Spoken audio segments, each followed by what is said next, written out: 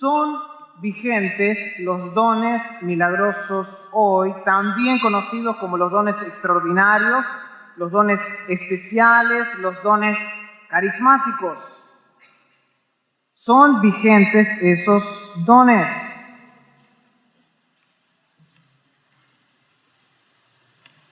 Y varios eruditos, teólogos, personas, pastores han tenido varias ideas, varias formas de pensar que tienen repercusiones no solo para la vida personal de ellos, pero también para su ministerio. Y hoy es mi intención justamente hablar acerca de este tema, porque hay varias posiciones. Por un lado tenemos la posición cesacionista, que dice, no, los dones milagrosos, hoy también conocidos como extraordinarios, carismáticos, los dones especiales, no son vigentes hoy. Los dones como la profecía, el hablar en lenguas y las sanidades fueron circunscritos, estuvieron solamente activos al primer siglo y fueron utilizados cuando los apóstoles establecían, fundaban, ponían el fundamento de la iglesia y el Nuevo Testamento aún no había sido completado. Esa es la posición cesacionista, que los dones milagrosos cesaron y no están vigentes en esta época. En clara oposición a esta posición cesacionista, existen tres grupos que promueven el uso de los dones milagrosos hoy en día. Y esos tres grupos son los pentecostales, los carismáticos y la tercera ola. Y aunque hay diferencias entre estos tres grupos, los tres grupos afirman lo siguiente, y es que lo que Dios hizo en el primer siglo de la iglesia, Él sigue haciendo hoy en su iglesia. Los tres grupos afirman eso. Y esta posición se conoce como la posición continuista, que los dones milagrosos son aún vigentes y que continúan desde el primer siglo hasta el día de hoy. Dos posiciones, la posición cesacionista y en clara oposición la posición continuista. Dicho esto, estas no son las únicas dos posiciones. No representan estas dos posiciones a todo el mundo evangélico cristiano. Existe una posición más mantenida por un número creciente de evangélicos que no se ven dentro de ninguno de los dos grupos. Ni son continuistas ni son cesacionistas. Dicen ellos que no están convencidos de los argumentos cesacionistas que relegan ciertos dones al primer siglo, pero tampoco, dicen, están convencidos de la doctrina o la práctica de aquellos que enfatizan la validez de los dones en la actualidad. O sea, por un lado no están de acuerdo con la forma de pensar, el conocimiento, la idea de que los dones están circunscritos a la primera época de la iglesia, pero tampoco están de acuerdo con la praxis hoy en día, con la práctica de algunos de estos dones. Por lo tanto, están abiertos a la posibilidad de que hayan dones milagrosos hoy en este día, pero le preocupa a este grupo, a esta posición, la posibilidad de que hayan abusos. Esta posición se conoce en la teología como la posición abierta, pero cautelosa. La posición abierta a la posibilidad de que Dios obre hoy a través de los dones milagrosos, pero cautelosa de alguna manera. En los siguientes 45 minutos a 60 minutos que tengo, es mi intención examinar esta última posición y ver su legitimidad bíblica. Y esta va a ser mi pregunta.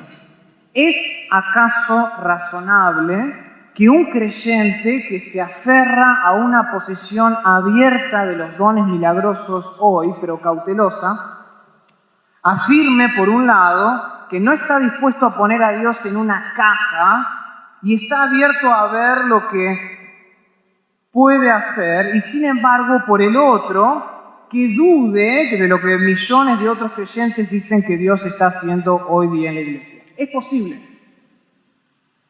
¿Hay algún peligro, pregunto, en adoptar esta posición intermedia? ¿Cuánto peso tiene la experiencia de la Iglesia hoy en la formulación de una posición sobre la vigencia de los dones milagrosos? Esa es mi pregunta hoy. Entonces, a manera de introducción, quiero explicar esta posición. La posición abierta pero cautelosa. ¿Por qué? Porque existen varias y diferentes perspectivas sobre varios pasajes de la Biblia que son claves al respecto a la hora de formular un sistema teológico. Hay un amplio espectro, una gama que va desde personas que son apenas abiertos a los dones y en su mayoría cerrados, a extremadamente abiertos y apenas cerrados. Cuando estábamos comiendo me retaron porque no dije el nombre de algunos teólogos eruditos, así que ahora voy a dar algunos que tengo aquí, que sostienen esta posición. Por ejemplo, entre algunos están Robert Saucy, está Graham Cole, está Millard Erickson, está A.M. Stevens, está J.I. Packer, que parecen ser cesacionistas en su praxis, en la forma normativa de la Iglesia hoy en día y en su teología, pero están abiertos a lo que Dios pueda llegar a ser en el futuro. D.A. Carson, por ejemplo, es otro. Parece ser mucho más abierto a su acercamiento, a la forma que plantea esta posición teológica sobre la vigencia de los dones milagrosos. Y un tercero es John Piper, que por su parte cree claramente que todos los dones espirituales son válidos hoy y deben ser procurados para la edificación de la iglesia y la difusión del evangelio. Ahora bien, ¿son válidas estas afirmaciones? ¿Hasta qué punto se pueden, o mejor dicho, se deben sostener estas afirmaciones acerca de los dones milagrosos sin comprometer la integridad de la Biblia? ¿Exhibe esta posición un sistema coherente de pensamiento o se contradice en algún punto a sí misma? Antes de hacer una evaluación de esta posición, es necesario explicarla con más detalles, dar una explicación de la posición abierta pero cautelosa. En base a las pruebas tanto de la Biblia, de los pasajes bíblicos, como de la experiencia de la Iglesia, uno de estos eruditos enseña que no existe una enseñanza bíblica específica de que ciertos dones que aparecen en el Nuevo Testamento cesaron en algún momento de la historia, dice él.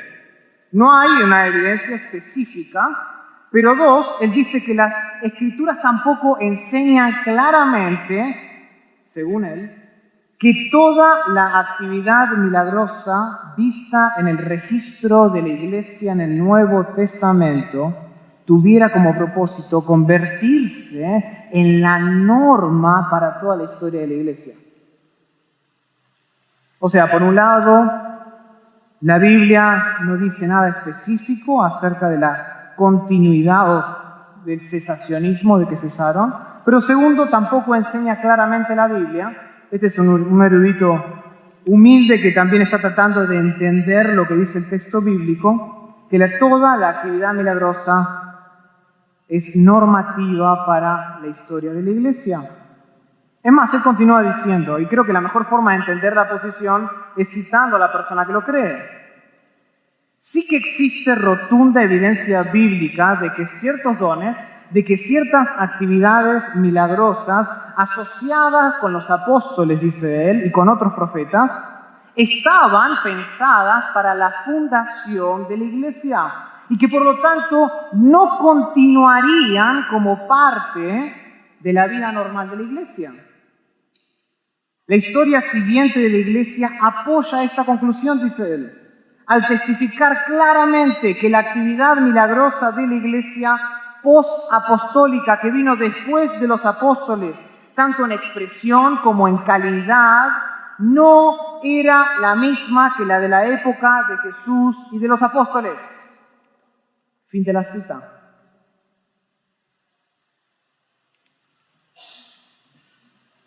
Por consiguiente, él concluye, el entendimiento, y noten esto es importante, el entendimiento de la labor de los dones espirituales en la actualidad, presten atención, debe venir de una enseñanza bíblica más amplia sobre la vida y el crecimiento de la Iglesia y los ministerios que tienen lugar para que se dé ese crecimiento. Noten el punto de partida de este erudito. En base a las pruebas tanto de la Biblia como de la experiencia de la Iglesia, el entendimiento de los dones espirituales debe venir de una enseñanza bíblica más amplia. ¿A qué se refiere? Carson, por su parte, afirma que la Biblia simplemente no habla de manera clara o unívoca sobre este asunto y que ambas posiciones, dice él, tanto el cesacionismo como el continuismo, han tomado lo que la Biblia dice y lo han aplicado o forzado a un sistema teológico que es, esta es su palabra, indefendible por las mismas Escrituras.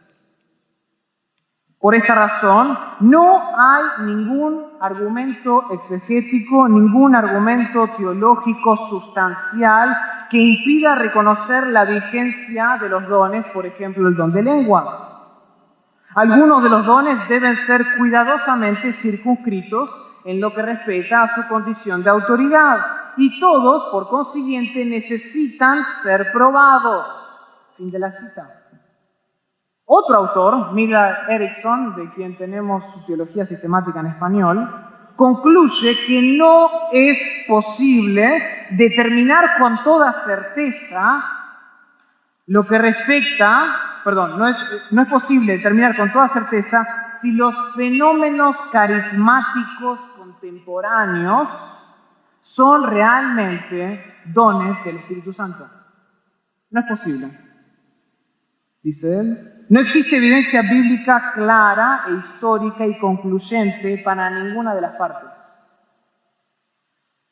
Dice eso por un lado, y por el otro termina concluyendo lo siguiente. No podemos asumir entonces que todo el que dice haber experimentado una obra especial del Espíritu Santo lo haya hecho realmente. Sin embargo,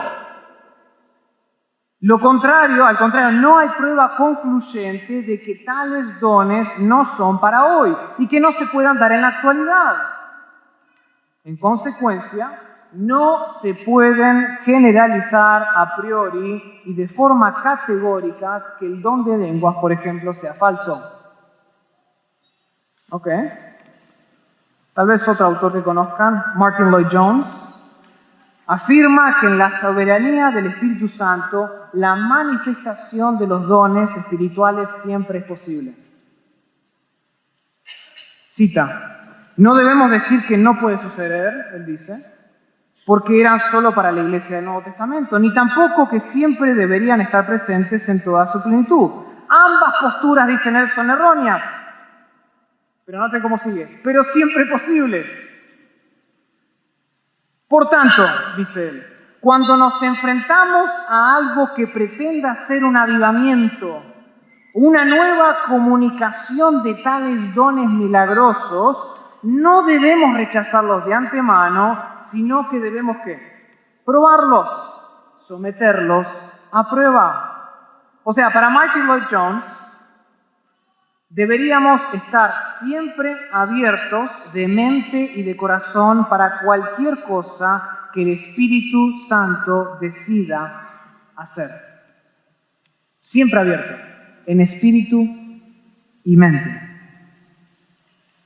Y por último, John Piper, a quien conocen tal vez un poco más, afirma por un lado que debemos honrar la singularidad de Jesús y los apóstoles y de ese momento tan revelador de la historia que nos dio las doctrinas fundamentales de la fe y la vida en el Nuevo Testamento, pero por el otro, dice él, debemos por un lado exaltar la singularidad. Fueron eventos únicos en la historia de la Iglesia, en el fundamento, en la trayectoria de lo que estaba por venir, pero por el otro debemos estar abiertos a la posibilidad real de que este momento de la historia, esta época, pueda ser un momento único de la historia.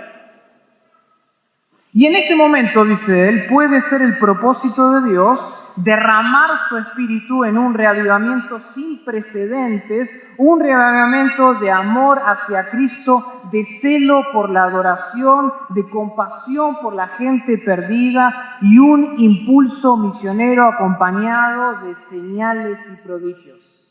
Fin de la cita. Creo que queda bastante claro al ver lo que estos hombres exponen y creen en su sistema teológico coherente, a la vez, a la luz de la Biblia, tratar de interpretar qué es hoy vigente y qué no. De que sí, no hay pasaje bíblico explícito que diga que los dones cesaron, pero tampoco hay pasaje explícito que diga que es la norma para hoy la Iglesia. O sea, lo que pasó allí en ese tiempo era singular, pero debemos, dicen ellos, estar abiertos a la posibilidad. Por eso se llama la posición abierta, pero cautelosa. Pero apoya la Biblia estas afirmaciones. Esa es mi pregunta. ¿Apoya la Biblia estas afirmaciones? Y con todo el respeto que le tengo a estos eruditos, a continuación quiero dar una pequeña evaluación de la posición y mostrar los riesgos que pueden existir al tomar esa posición. Debemos preguntarnos, hermanos, ¿existe alguna base bíblica para adoptar esta posición con respecto a la vigencia de los dones milagrosos hoy en la Iglesia? Está bien afirmar dos cosas al mismo tiempo. Y a continuación quiero abordar solo algunos, por cuestión de tiempo, algunos textos relevantes, tal como hicimos en la hora anterior, pero esta vez del Nuevo Testamento, con el fin de responder estas preguntas. Hay dos pasajes en el Nuevo Testamento que dejan posible o que dejan abierta la posibilidad continuista de los dones milagrosos en esta época, debido a que hacen referencia a la revelación futura o a la aparición de Jesucristo en su venida. Acompáñenme por un momento a 1 Corintios capítulo 1. Primera de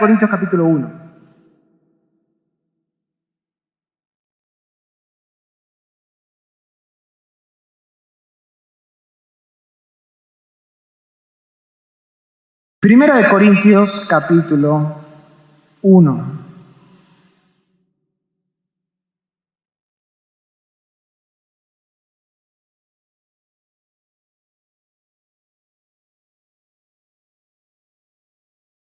Y este es el apóstol Pablo escribiendo, y en el versículo 4 dice lo siguiente: gracias doy a mi Dios siempre por vosotros, por la gracia de Dios que os fue dada en Cristo Jesús, porque en todas las cosas fuisteis enriquecidos en Él, en toda palabra y en toda ciencia. Así como el testimonio acerca de Cristo ha sido confirmado en vosotros, de tal manera que nada os falte en ningún don,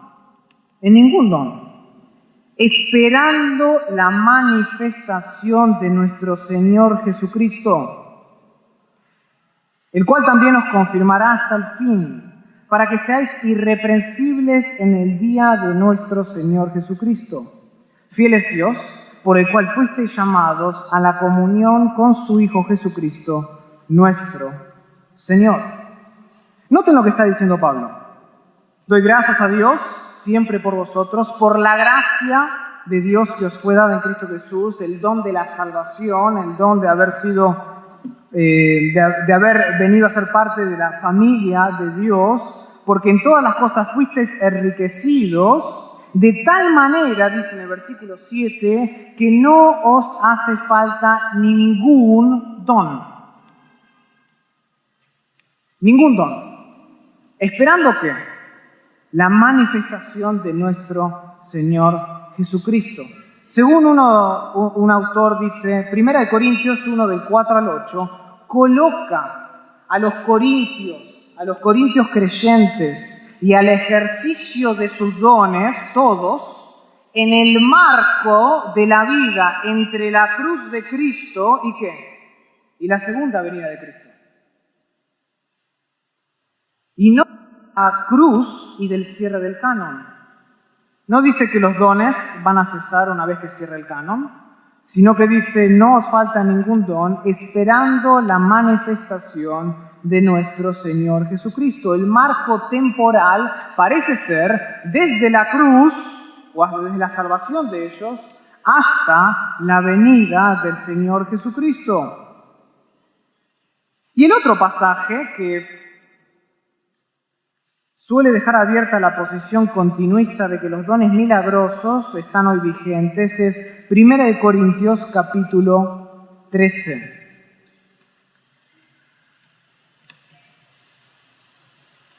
Primera de Corintios capítulo 13, versículo 10. Voy a leer desde el versículo 8. Dice así, es Pablo otra vez, hablando, misma epístola, el amor nunca deja de ser, lo recuerdan este pasaje, pero las profecías se acabarán, ¿ok? Hay cierta temporalidad, hay un aspecto temporal de las profecías, y cesarán las lenguas, ¿ok? Y la ciencia acabará, porque en parte conocemos y en parte profetizamos, mas cuando venga lo perfecto, entonces lo que es en parte, lo que acabé de mencionar, se acabará. Dice Pablo. Se acabará.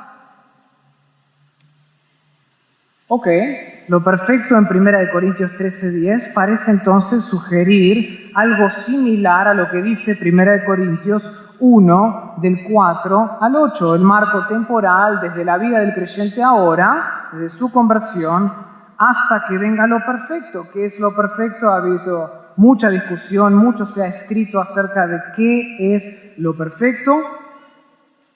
Y es cierto que de todas las interpretaciones posibles de este último versículo, del versículo 10, pienso en lo personal, que la entrada de los creyentes en la presencia del Señor es lo que se ajusta mejor con el contexto de esta epístola. Si somos sinceros con el contexto de esta epístola, tiene mejor sentido entender lo perfecto con esa entrada en los últimos tiempos de los creyentes en la misma presencia del Señor. Esto tiene sentido, por ejemplo, con la declaración que Pablo hace después en el versículo 12 de ese mismo capítulo. Vamos a leer del 11. Cuando yo era niño, hablaba como niño, pensaba como niño, juzgaba como niño, mas cuando ya fui hombre, dejé lo que era de niño. Ahora vemos por espejo oscuramente, mas entonces veremos ¿qué? Cara a cara. Ahora conozco en parte, pero entonces conoceré como fui conocido. Y ahora permanecen la fe, la esperanza y el amor, estos tres, pero el mayor de ellos es el ¿qué? El amor. En el versículo 12, esto se ajusta mejor, o el versículo 10 se ajusta mejor al versículo 12, en el sentido de que los creyentes un día verán cara a Cristo y poseerán en ese día un conocimiento no en parte, sino completo, que no puede experimentarse en este lado de la gloria todavía. ¿Ok? Entonces, 1 Corintios 1 del 4 al 8 parece dejar abierta esa posición continuista. 1 Corintios capítulo 13 versículo 10 habla de lo perfecto, y lo perfecto contextualmente parece encajar mejor con esa idea temporal desde la hora hasta la venida de Cristo. Sin embargo, es importante, creo yo, señalar que el propósito de Pablo en esta carta, en este capítulo específicamente, no es identificar cuál sería la duración de los dones espirituales en los siglos posteriores a la historia de la Iglesia. Ese no es el propósito de Pablo. Este pasaje sirve para recordarles en esencia a los corintios de la naturaleza permanente del amor en contraste a todos los dones. De que el amor está por sobre todo, los cuales por su misma naturaleza son solo temporales, solo para esta vida. Pero el amor lo sobrepasa todo. Capítulo 13, versículo 13. Es decir, la Biblia no retrata una imagen clara de la vida de la Iglesia después de los apóstoles con referencia a la vigencia de los dones milagrosos. No hay una imagen clara. Para determinar si es que hay alguna base bíblica, algún fundamento bíblico para adoptar esta posición abierta, pero cautelosa, hay que buscar en otra parte que no sea 1 Corintios 1:4 y 1 Corintios 13:10. Hay otros pasajes que creo que indagan y nos hacen entender mejor el propósito de estos dones. Acompáñenme al libro de Efesios, también escrito por el apóstol Pablo.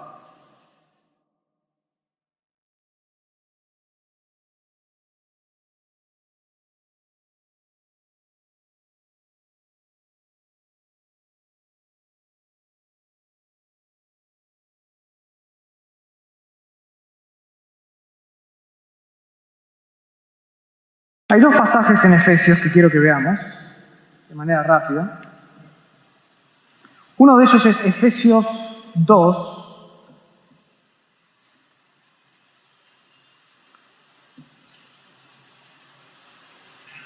Y vamos a empezar desde el versículo 11.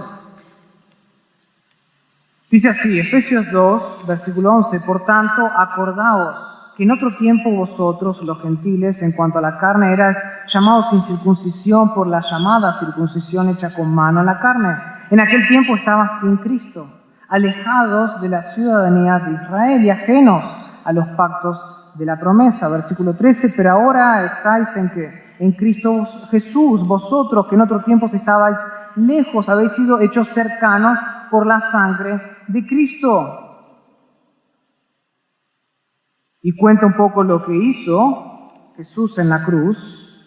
Y versículo 17, y vino y anunció las buenas nuevas de paz a vosotros que estabais lejos y a los que estaban cerca, porque por medio de él los unos y los otros tenemos entrada por un mismo Espíritu al Padre. Así que ya no sois extranjeros, ya no sois advenedizos, sino que sois conciudadanos de los santos y miembros de la familia de Dios.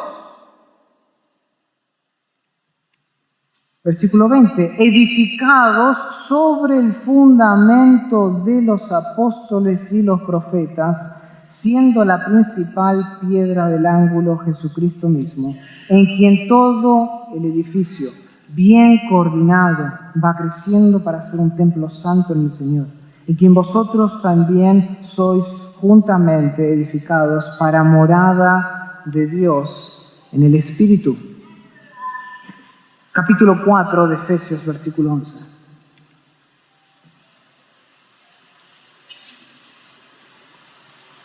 Y él mismo, dice Pablo, constituyó a unos apóstoles, a otros profetas, a otros evangelistas, a otros pastores y maestros, a fin de perfeccionar a los santos para la obra del ministerio, para la edificación del cuerpo de Cristo, hasta que todos lleguemos a la unidad de la fe y del conocimiento del Hijo de Dios. Y continúa.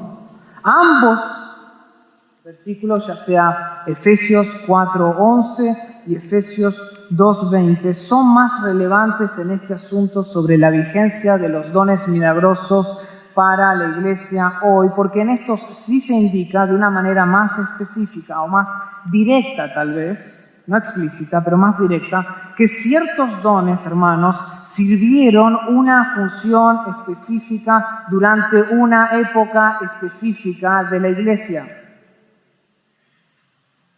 Ciertos dones sirvieron una función específica durante una época específica de la iglesia. Aquí, por ejemplo, en Efesios 2:20, Pablo equipara a los apóstoles ¿con qué? Con las bases de la iglesia, con el fundamento de la iglesia. Capítulo 2, versículo 20.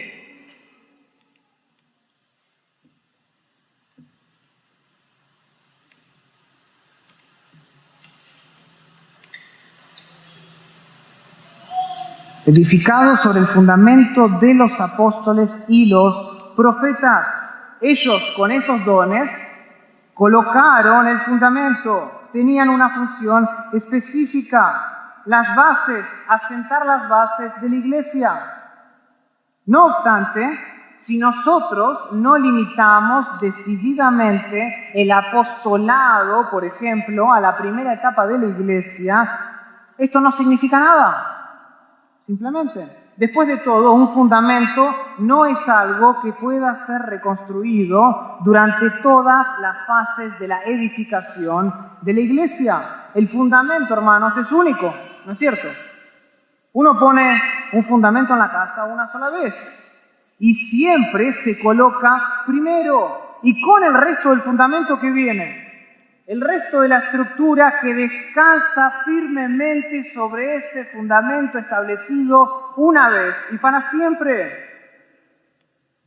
Aún Robert Saucy, que es uno de los defensores de esta posición abierta pero cautelosa, reconoce en este pasaje esta función específica de los apóstoles, esta función específica de los profetas.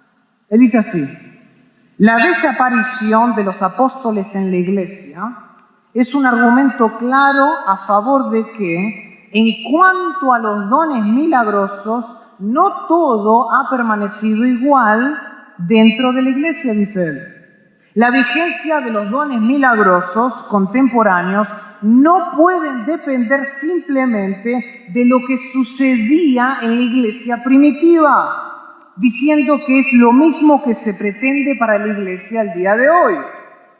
Más bien, y noten de nuevo esto, porque esto es importante, nuestra investigación requiere una consideración mucho más amplia, dice él, de los fenómenos milagrosos y de su propósito a lo largo de las Escrituras. Es decir, al quedar completa la revelación fundacional y también su papel, su propósito fundacional como testigos, los apóstoles y junto con ellos los profetas y otros dones de revelación desaparecen de la vida de la iglesia. Dios, hermanos, ya no está poniendo el fundamento de la iglesia, así como Él tampoco está dando nueva revelación hoy en día. Una posición abierta, aunque sea cautelosa, no tiene base bíblica según estos dos pasajes. Además, la descripción de la iglesia primitiva en Hechos hace que sea casi imposible negar una actividad milagrosa que estaba circunscrita a los apóstoles y a unos que junto a ellos participaron en el principio de esa proclamación profética del Evangelio de Cristo. El autor de Hebreos, por ejemplo, confirma esta idea. Acompáñenme a Hebreos capítulo 2. Hebreos capítulo 2.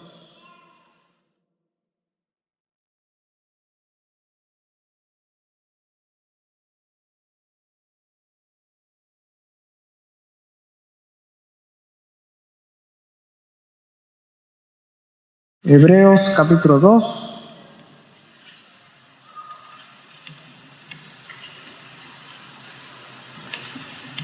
Y aquí el autor de Hebreos confirma justamente esta idea que vemos en Hechos. Y él dice lo siguiente. Dicen los versículos del 3 al 4. ¿Cómo escaparemos nosotros si descuidamos una salvación tan grande? La cual, habiendo sido anunciada primeramente por el Señor, nos fue confirmada por las que oyeron, testificando Dios juntamente con ellos, ¿con qué? con señales y prodigios y diversos milagros y repartimientos del Espíritu Santo según su voluntad. La fuerza, hermanos, el énfasis de esta afirmación está sin duda alguna en la absoluta fiabilidad, la absoluta validez, la absoluta importancia de esa palabra inicial de salvación que nosotros recibimos, y no tanto en la predicación y la enseñanza posterior de la palabra de Dios a lo largo de las iglesias y de las generaciones como una norma. Es decir, este pasaje enseña que Dios dio señales y prodigios y diversos milagros y repartimientos del Espíritu Santo con el fin, ¿saben de qué? De autentificar al mensajero de Dios. De autentificar al mensajero de Dios. De autentificar al Señor Jesucristo, de autentificar a los apóstoles, a los profetas. Y eso lo vemos claramente, por ejemplo, en Hechos capítulo 2, versículo 22.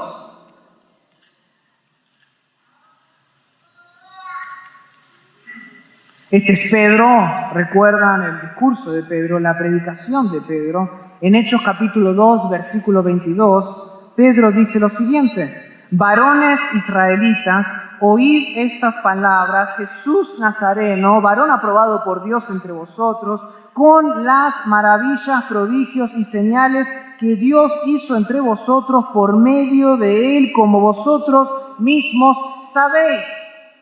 El mismo Señor Jesucristo hizo señales, prodigios, maravillas, con el fin de autentificar quién era el Hijo de Dios.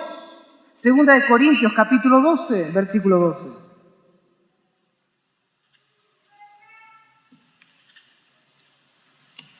Segunda de Corintios, capítulo 12, versículo 12.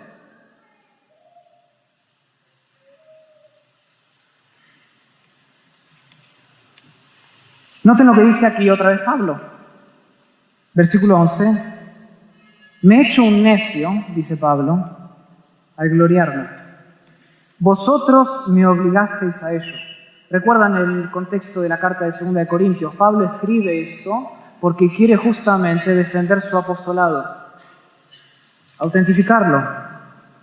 Y dice: vosotros me obligasteis a ello, pues yo debería ser alabado por vosotros, porque nada he sido menos que aquellos grandes apóstoles, aunque nada soy, dice él, como vuelve a repetir de nuevo en 1 Corintios 15. Con todo, y aquí es importante, las señales de apóstol han sido hechas entre vosotros en toda paciencia por señales, prodigios y milagros. Porque ¿en qué habéis sido menos que las otras iglesias? Sino en que yo mismo no os he sido carga. Perdonadme este agravio, dice Pablo. Pero noten, tanto Jesús, aún como Pablo, en este caso, él mismo, este es su testimonio, él autentifica quién es él como apóstol a través de señales, prodigios y milagros.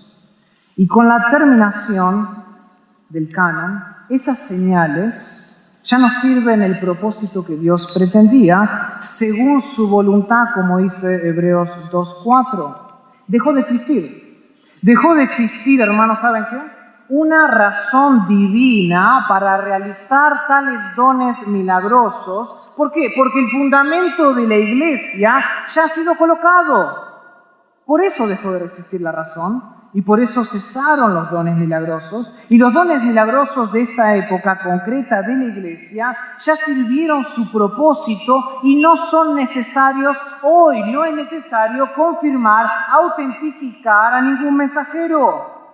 Es simplemente, hermanos, incongruente, inconsistente con la función misma de los dones, tratar de reubicar a esos dones de manera normativa para esta época de la iglesia. Esa no es su función. Y tanto los eruditos cesacionistas como los eruditos continuistas proporcionan argumentos con respecto, ¿saben a qué? A la normatividad de los dones milagrosos en esta época de la iglesia. Ambos los tienen, tanto los continuistas, a quienes respeto, y los cesacionistas, a quien también lo hago. Ambos tienen y proporcionan argumentos persuasivos. Como dije, los primeros niegan que los dones extraordinarios, los dones especiales, los dones carismáticos como la profecía, el hablar en lenguas, las sanidades sigan vigentes, mientras que los últimos, los continuistas, promueven el uso de tales dones hoy en día. El problema, hermanos, ¿saben cuál es? Es que ambas posiciones no pueden ser correctas.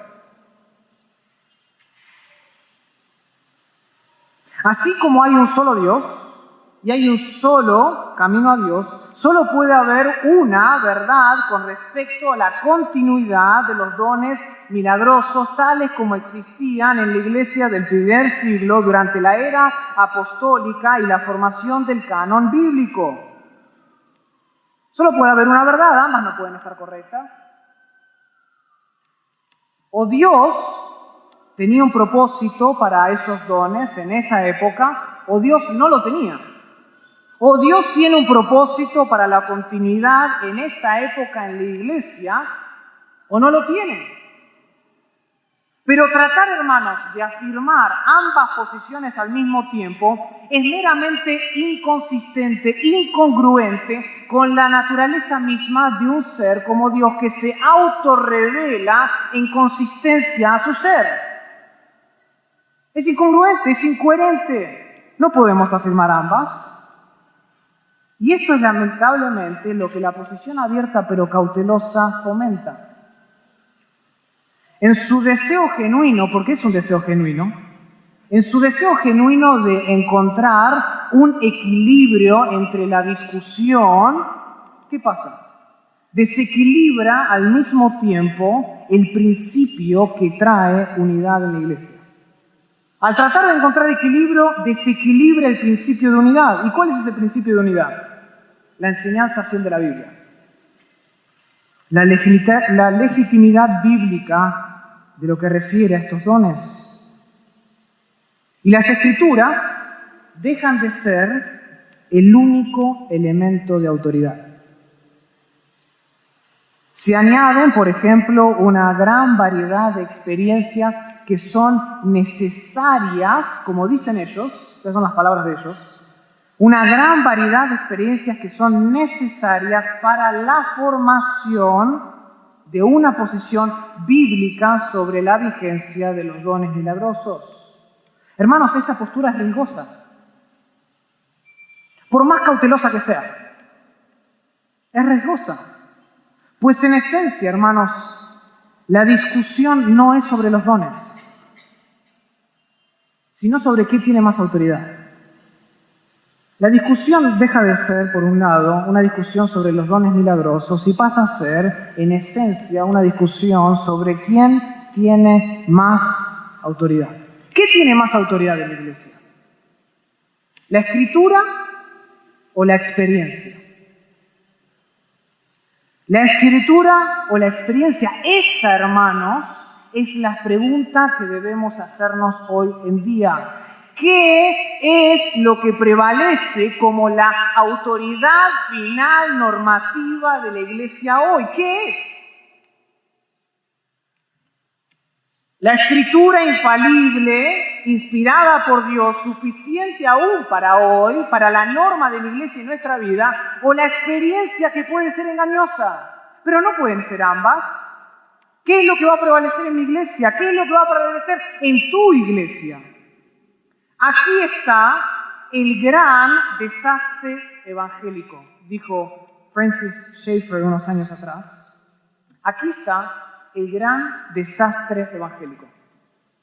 El no erguirse, dice él, el mundo evangélico en defensa de la verdad como verdad. Esto tiene un solo nombre, dice él. ¿Saben lo que es? Acomodación. Acomodación. La iglesia evangélica cristiana se ha acomodado al espíritu del mundo de esta época. Y primero, y este es Schaeffer hablando ya hace años atrás, Ha habido un acomodamiento en la Escritura, dice él. De manera que muchos que se llaman evangélicos mantienen una perspectiva debilitada de la Biblia y ya no afirman la verdad de todo lo que la Biblia enseña. Eso es lo primero. Y lo segundo, ha habido una acomodación en los temas, en las doctrinas, en los dogmas, no tomando posturas claras, incluso sobre asuntos de vida o muerte.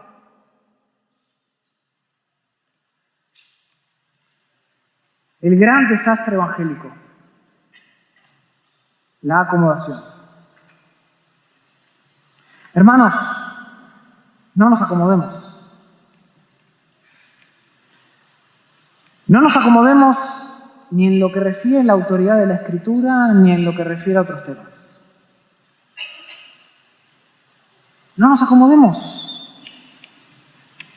No permitan, hermanos, que el señuelo sensual de la experiencia de la iglesia.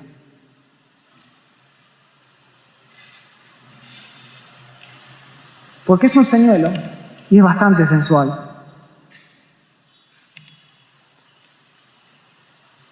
No lo permitas. No permitas que eso domine la práctica de tu iglesia.